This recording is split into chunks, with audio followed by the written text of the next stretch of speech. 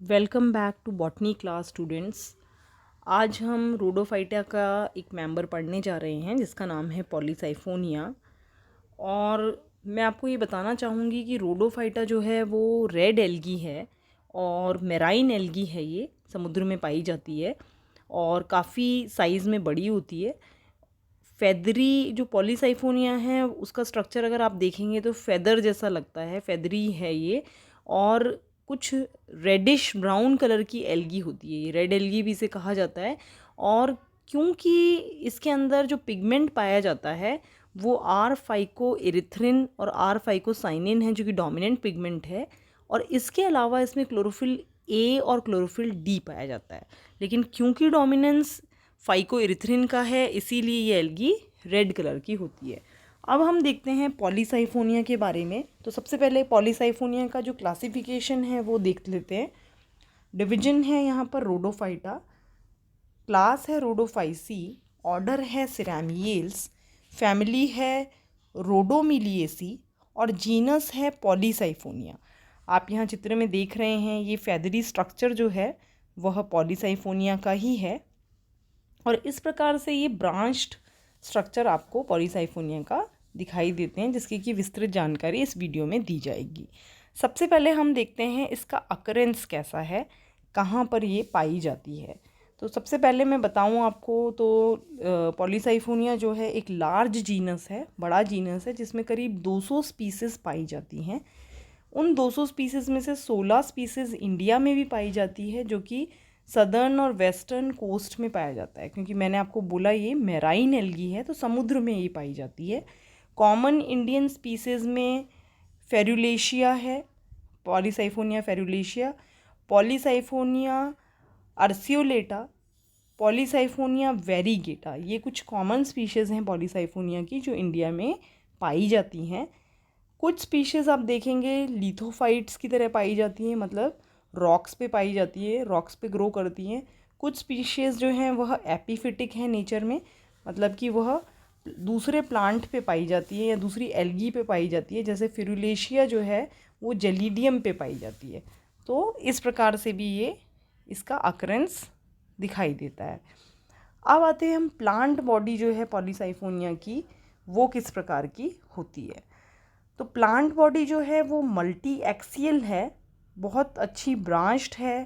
Thallus जो है बहुत अच्छा ब्रांच्ड है, ब्राउन रेड या ब्लूइश रेड कलर का अपीयर होता है, छोटे बुश की तरह लगता है। जैसे आप ये चित्र में भी देखेंगे तो बुशी अपीयरेंस है इसका, झाड़ बुश जो होता है उसकी तरह ये अपीयर होता है। और मल्टी एक्सियल स्ट्रक्चर ये होता है। ज़्यादातर जो स्पीसीज़ हैं ये हेट्रोट्राइकस है हैबिट के अंदर। हेट्रोट्राइकस क्यों कह रहे हैं हम, क्योंकि एक से अधिक प्रकार का सिस्टम इसमें पाया जाता है। जैसे कि अगर आप इस चित्र में देखेंगे तो एक प्रोस्ट्रेट सिस्टम पाया जाता है जो ज़मीन पे लेटा हुआ सा होता है, और एक इरेक्ट सिस्टम पाया जाता है जो कि सीधा ऊपर हवा की तरफ होता है। तो ये दो प्रकार का सिस्टम यहाँ पर पाया जाता है, इसीलिए हम इसे हेट्रोट्राइकस कहते हैं।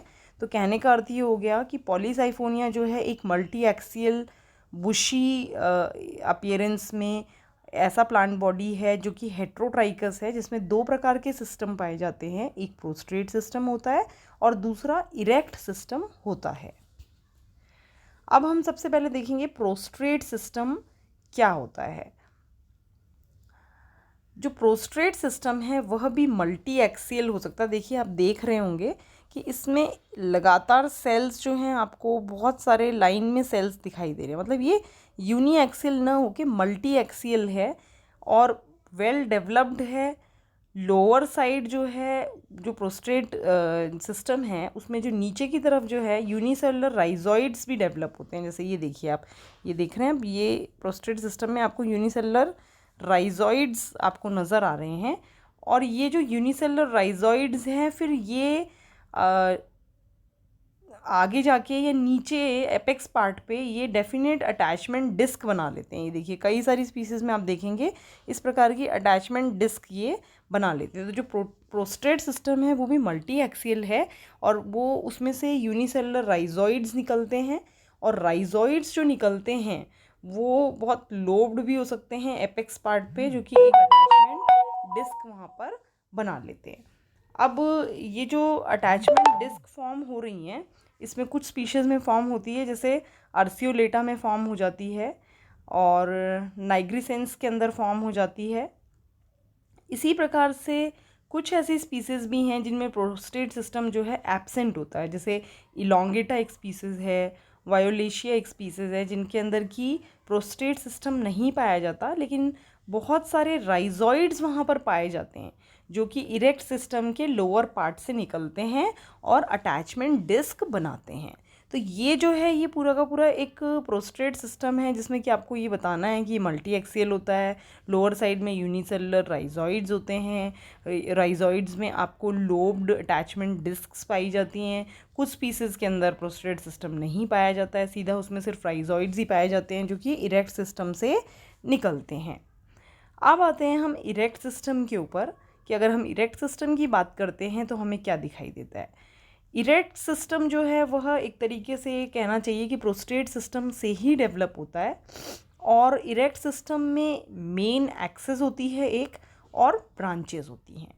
अब जो ब्रांचेस हैं वो दो प्रकार की हो सकती हैं, एक तो लॉन्ग ब्रांच हो सकती है और एक शॉर्ट ब्रांच हो सकती है। लॉन्ग ब्रांचेस जो होती हैं, लॉन्ग उनको इसलिए कह रहे हैं क्योंकि उनकी ग्रोथ अनलिमिटेड होती है, वो बहुत ग्रो कर सकती हैं, अनलिमिटेडली ग्रो कर सकती हैं, इसीलिए उनको लॉन्ग लेटरल ब्रांच भी कहा जाता है। और जो शॉर्ट ब्रांचेस होती हैं वह लिमिटेड ग्रोथ ही दिखाती हैं और उनको ट्राइकोब्लास्ट कहा जाता है। ये इम्पॉर्टेंट है क्योंकि आप देखेंगे रिप्रोडक्टिव जो स्ट्रक्चर्स बनेंगे पॉलीसाइफोनिया में वो सभी ट्राइकोब्लास्ट्स पे बनते हैं। तो जो ट्राइकोब्लास्ट है वो एक तरीके से लिमिटेड ग्रोथ वाली ब्रांचेस होती हैं। अब लॉन्ग ब्रांचेस जो हैं वो स्पाइरली या रेडियल सिमेट्री दिखाती हैं या स्पाइरल सिमेट्री दिखाती हैं, और ट्राइकोब्लास्ट जो हैं वो भी स्पाइरली अरेंज होती हैं, लेकिन वो डाइकोटोमसली ब्रांच होती हैं। चित्र में मैं अभी आपको दिखाऊंगी ये चीज़ कि डाइकोटोमसली ब्रांच मतलब सीधा पहले एक साइड से निकल रही हैं फिर दो भागों में विभाजित हो गई, तो डाइकोटोमस ब्रांचिंग शो करती हैं। कलरलेस होती हैं और मोस्टली उन पे सेक्स ऑर्गन्स बनते हैं। मैंने आपको बताया अभी पिछली स्लाइड पे भी कि सेक्स ऑर्गन का फॉर्मेशन ट्राइकोब्लास्ट पे होता है। अब ट्राइकोब्लास्ट जो हैं वो मेन एक्सेस से भी डेवलप हो सकती हैं, और वो लॉन्ग जो ब्रांचेस हैं, ब्रांचेस ऑफ अनलिमिटेड ग्रोथ जो हैं, उनके ऊपर भी बन सकती हैं। पहले एक बार मैं आपको चित्र दिखाती हूँ, फिर हम नेक्स्ट पढ़ेंगे। ये देखिए, जैसे अगर ये हम इस चित्र में देखते हैं तो आप देखेंगे कि जो मेन ब्रांच है ये तो है आपकी एक तरीके से ये वाला है आपका मेन ब्रांच, और ये आपका हो गया एक लॉन्ग ब्रांच जो कि इसमें से निकलती हुई दिखाई दे रही है, और ये आपका शॉर्ट ब्रांच है जो कि डाइकोटोमसली ब्रांच्ड स्ट्रक्चर है जिसको कि ट्राइकोब्लास्ट कहा जा रहा है। इसी प्रकार से लॉन्ग ब्रांच और आगे भी निकल सकती हैं, और जो इन ब्रांचेस की जो ग्रोथ है, जो एक्सेस की भी ग्रोथ होती है, वो एपिकल सेल के द्वारा होती है। वो आप यहाँ देख सकते हैं, ब्रांच इनिशियल बनता है, उसी से ब्रांच बनता है। ये स्ट्रक्चर जो है बी और सी मैं अभी आपको दिखाऊंगी बाद में, पहले इतना ही बताना था यहाँ पे। अब हम देखते हैं कि इरेक्ट ब्रांच हमने और ट्राइकोब्लास्ट के बारे में हमने जानकारी आपको दी है। अब जो मेन एक्सेस है और जो लॉन्ग ब्रांच है उसमें साइफन, क्योंकि इसका नाम पॉलीसाइफोनिया है, पॉली मतलब मैनी, तो इसका मतलब इसमें एक से अधिक साइफन पाए जाते हैं। तो जो मेन ब्रांच है उसमें आप देखेंगे कि एक सेंट्रल साइफन है जो कि बहुत सारे इलोंगेटेड सिलेंड्रिकल सेल से बना हुआ है, वर्टिकली प्लेस्ड हैं ये सिलेंड्रिकल सेल, और उनके चारों तरफ जो हैं 4 से लेकर 20 तक पेरिफेरल साइफन्स मौजूद हैं। और ये जो बॉडी है ये पॉलीसाइफोनस हो गई क्योंकि इसमें सेंट्रल साइफन के साथ साथ पेरिफेरल साइफन्स भी मौजूद हैं, और बहुत सारे साइफन हैं, मेनी साइफन्स, इट मीन्स पॉलीसाइफनस। और क्योंकि ये पॉलीसाइफनस है इसीलिए इसे पॉलीसाइफोनिया का नाम दिया गया है।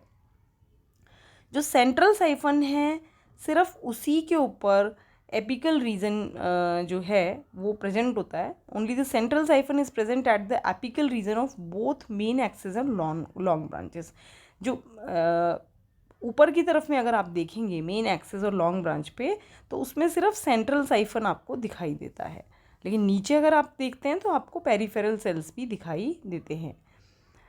तो मोस्ट ऑफ द स्पीसीज में जो है आपको पेरीसेंट्रल साइफन जो है it is covered by 3 layers of cortical cells form due to periclinal and anticlinal division of the cells of pericentral siphon.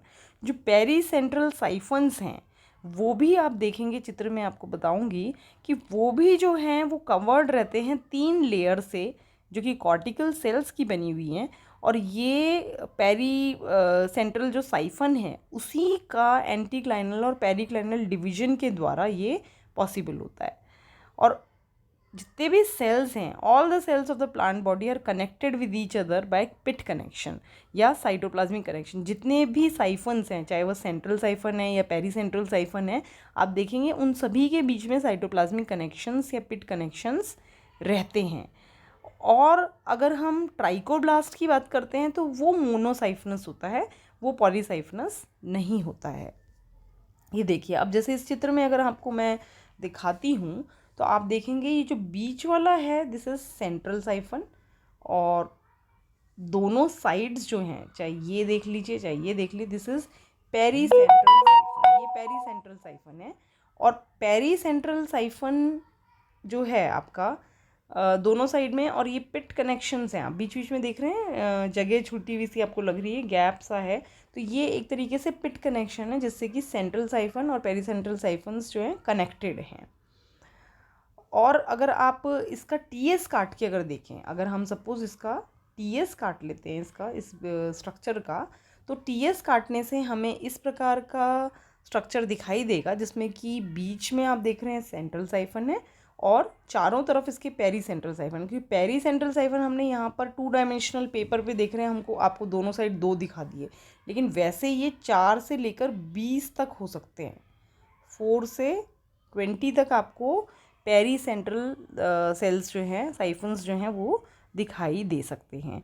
अब आप तीसरे चित्र में अगर देखते हैं कि कोई थैलस पुराना ओल्ड हो जाता है तो उसमें आपको बीच में ये सेंट्रल साइफन दिखाई दे रहा है, फिर आपको पेरीसेंट्रल साइफन दिखाई दे रहा है, और उसके बाहर आपको 2 से 3 लेयर कॉर्टिकल सेल्स की भी दिखाई दे रही है। तो ये जो कॉर्टिकल सेल्स हैं ये आपके जो पेरीसेंट्रल सेल है इन्हीं के कहना चाहिए कि पेरिक्लाइनल और एंटीक्लाइनल डिवीजन से, क्योंकि ये देखिए साइज़ मतलब ये नंबर में भी आपको ज़्यादा दिखाई दे रहे हैं। तो नंबर कैसे बढ़ेगा, गोलाई कैसे बढ़ेगी, जब आप इसमें एंटीक्लाइनल डिवीजन करते हैं। तो एंटीक्लाइनल भी होता है और पैरेलल वॉल के डिवीजन होता है, तो पेरिक्लाइनल डिवीजन होता है। तो दोनों प्रकार के जो डिवीजन हैं उसके द्वारा ही कॉर्टिकल सेल्स का यहाँ पे नंबर भी ज़्यादा है और 2-3 लेयर फॉर्म हो गई है। तो लेयर्स जब फॉर्म करनी है तब हम कहेंगे कि क्या बनेगा, जैसे अगर मान लीजिए ये एक सेल है, अगर पेरिक्लाइनल डिवीजन बोलते हैं तो इस वॉल से पैरेलल, मतलब ऐसे डिवीजन होगा, दिस इज पेरिक्लाइनल। एंटीक्लाइनल बोलते हैं मतलब वॉल से राइट एंगल, मतलब ऐसा अगर डिवीजन होता है तो एंटीक्लाइनल। तो अगर आप इस तरीके से डिवीजन करेंगे तो लेयर्स बढ़ाएंगे, और अगर आप इस तरीके से एंटीक्लाइनल डिवीजन करेंगे तो नंबर ऑफ सेल्स को आप बढ़ा देंगे। तो इस तरीके से पॉलीसाइफोनिया में साइफोनस स्ट्रक्चर है, पॉलीसाइफनस स्ट्रक्चर है, और इसीलिए हम इसको पॉलीसाइफोनिया के नाम से जानते हैं। और यहाँ पर जो ट्राइकोब्लास्ट है, ये जो लॉन्ग ब्रांचेस हैं, मेन एक्सेस है, उनमें सब में आपको पॉलीसाइफनस स्ट्रक्चर मिलेगा।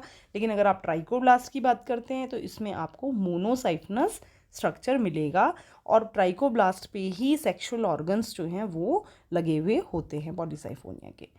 तो थैंक यू सो मच, आशा करती हूँ आपको ये स्ट्रक्चर जो है पूर्ण रूप से समझ में आ गया होगा। आप बुक से भी इसको पढ़िए, नहीं समझ में आता आप मुझसे पूछ भी सकते हैं। और स्टूडेंट मैं फिर से दोबारा आपको बोलना चाह रही हूँ कि जिन भी स्टूडेंट्स ने चैनल को सब्सक्राइब नहीं किया है वो इसको सब्सक्राइब कर लें, क्योंकि जितने भी नोटिफिकेशंस, जितने भी नए वीडियोस में डालूंगी, और बल्कि पुराने वीडियोस भी अगर आप देखना चाह रहे हैं तो आप सब्सक्राइब करके उनको आराम से देख सकते हैं और लाभान्वित हो सकते हैं। धन्यवाद।